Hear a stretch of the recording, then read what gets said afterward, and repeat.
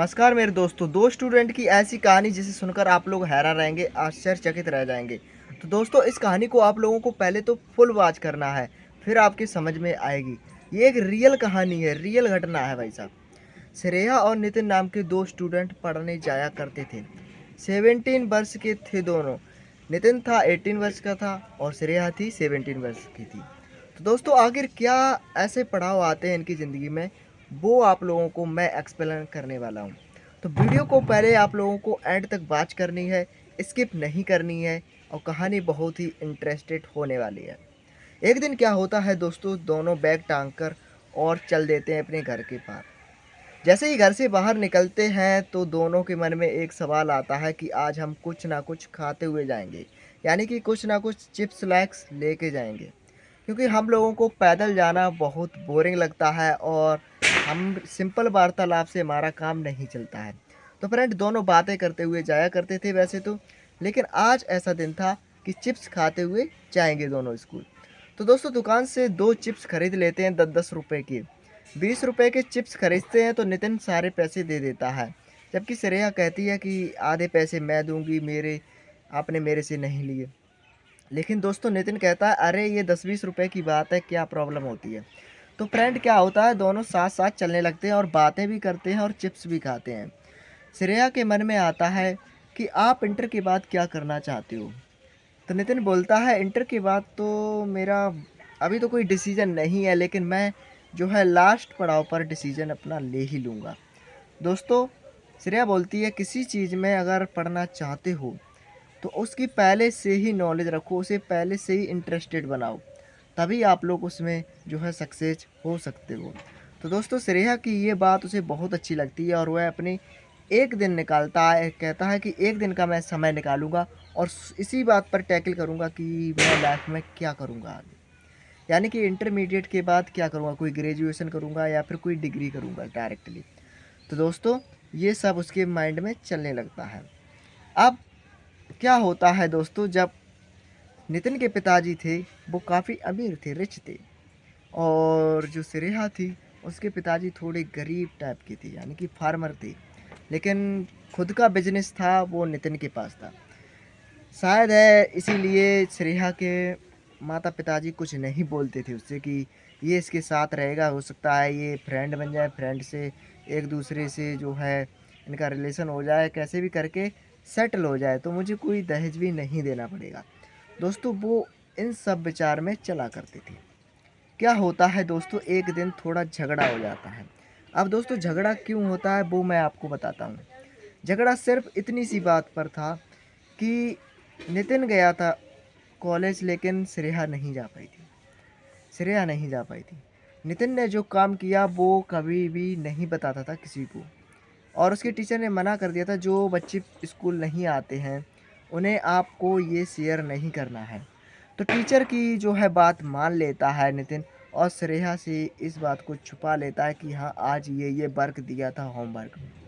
तो दोस्तों जब वह नहीं बताता, अगले दिन जब उस पर डांट पड़ती है कि क्यों नहीं स्कूल आई और आपको जो काम दिया गया था वो नहीं कर पाए हो, तो वह नितिन से बोलती है कि तुमने नितिन मुझे बताया क्यों नहीं कि ये काम आज वो टीचर्स ने दिया था हमें होमवर्क के लिए, लेकिन तुमने मुझसे ये शेयर क्यों नहीं किया।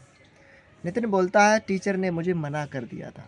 अच्छा, टीचर हमारी दोस्ती से भी ज़्यादा है क्या, ये बोलती है श्रेया। जाकि हम टीचर के से ही कुछ सीखते हैं और हम लोगों को अगर टीचर की ही विरुद्ध जा रहे हैं तो ये गलत है। तो दोस्तों ये सब कहती है श्रेया।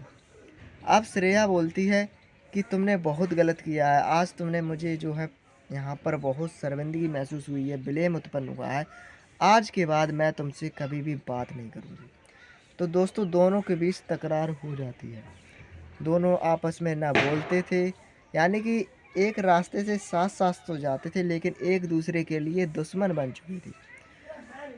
नितिन बहुत अमीर रिच फैमिली से था, तो नितिन ने क्या सोचा कि इसका तो सबक मैं सिखा के ही रहूँगा, इसने मुझे इग्नोर क्यों किया।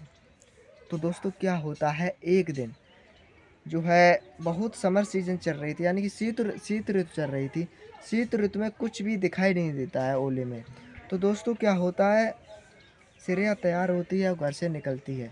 तो वह ट्रैक कर देता है श्रेया को। ट्रैक करने के बाद अपने दोस्तों से कहता है कि इसे कैसे भी करके किडनैप कर दो। किडनैप करने के बाद क्योंकि नितिन के पास खुद की गाड़ियाँ थीं, तो उसने क्या किया, उसे किडनैप कर लिया। किडनैप करने के बाद आगे क्या होता है दोस्तों, उसे देखकर आप लोग हैरान रह जाओगे, सुनकर हैरान रह जाओगे। दोस्तों जैसे ही श्रेया को किडनैप किया जाता है और श्रेया के कॉलेज वाले जब कॉल लगाते हैं कि आज आपका बच्चा स्कूल नहीं आया है, बहुत गैप लेता है, तो उसके पिताजी बोलते हैं कि श्रेया तो स्कूल गई है। ये आप कैसे कह सकते हो श्रेया स्कूल नहीं आई है? तो दोस्तों छानबीन में स्टूडेंट और जो टीचर और उसके घर वाले लग जाते हैं, लेकिन श्रेया का कोई पता नहीं चलता है। लेकिन वहीं पर गायब था नितिन भी।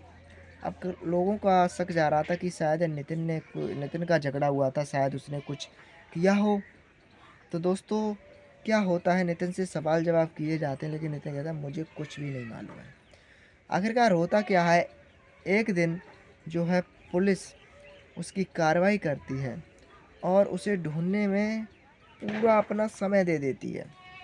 समय देने के बाद 1 महीने बाद उसकी लाश मिलती है। लाश मिलती है भाई साहब लड़की की, वो भी एक बहुत बड़े क्रॉप्स में पड़ी हुई थी।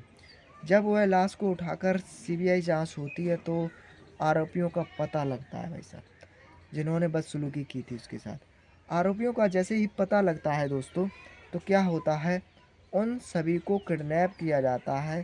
किडनैप नहीं सॉरी, पकड़ लिया जाता है। उन सभी आरोपियों को पकड़ लिया जाता है और कटघरे में लाकर खड़ा कर दिया जाता है। फिर उनसे पूछते हैं तो सभी सभी की सिर्फ एक ही वजह आती है, वो थी नितिन। यानी कि ये सब किया धरा नितिन का ही था। तो दोस्तों क्या होता है, नितिन को कोर्ट में फांसी की सज़ा सुना दी जाती है और उसके जो 4-5 फ्रेंड थे उनको भी फांसी की सज़ा मिलती है भाई। फांसी की सज़ा मिलती है जब नितिन के पिताजी देखते हैं ये मेरे बेटे के साथ क्या हुआ है, मैंने उसे प्यार में ज़्यादा ही बिगाड़ रखा था। अब दोस्तों उसे फांसी की सज़ा हो जाती है, चारों का राम नाम सत्य हो जाता है। इस कहानी से क्या आशय है भाई साहब, इस कहानी से यह आशय है, पहले तो किसी के आप लोग बुरे मत बनिएगा जितना हो सके अपनी लाइफ में, चाहे वो लड़का हो चाहे लड़की हो, किसी के बुरा मत बनिएगा। जो भी बात है उसके मुंह पर कहिएगा, लेकिन उसे समझाइएगा कि मैं बुरा नहीं हूँ, तो उसे थोड़ी बहुत सांत्वना मिलेगी। अगर लड़की जो है उससे रुष्ट नहीं होती तो वो आज ज़िंदा होती, अपनी लाइफ एंजॉय करती। और नितिन जो है उस जो कोई रुष्ट होता है वो अपनी तरफ से रुष्ट नहीं होता, तो वो भी आज जिंदा खड़ा होता। यानी कि दोनों का ही विनाश है इस चीज़ में, लड़ाई झगड़े में दोनों का ही विनाश है। ये नहीं कि एक मर जाएगा एक जिंदा बच जाएगा, ये नहीं, दोनों ही जाएंगे भाई। थोड़े थोड़े जाएं तो दोनों ही जाएंगे। कभी भी किसी से झगड़ा मत करना भाई, कभी भी किसी को गलत सुझाव मत देना, बस इतना मेरा कहना है। वीडियो अच्छी लगी हो तो वीडियो को लाइक शेयर करें और अपने दोस्तों तक भी शेयर करना ना भूलें, क्योंकि आपके दोस्त ज़्यादा ही एटीट्यूड में रहते हैं, ज़्यादा ही छपरीबाजी करते हैं, वो नहीं करेंगे इस वीडियो को देखकर। Like it.